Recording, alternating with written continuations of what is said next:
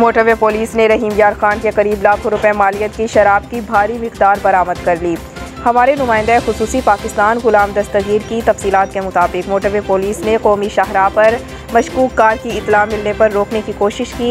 मुलजिम car driver ने गाड़ी की रफ्तार बढ़ाकर फरार होने की कोशिश की। पेट्रोलिंग अफसरान ने ताक़ुब करके कार को रोककर एक मुलजिम को गिरफ्तार कर लिया। गाड़ी की तलाशी लेने पर शराब की 1320 बोतलें बरामद हुई। लाखों रुपए मालियत की शराब लाहौर से रहीम यार खान स्मगल की जा रही थी। बरामद शुदा शराब, मुलजिम और गाड़ी को मकामी पुलिस के हवाले कर दिया गया।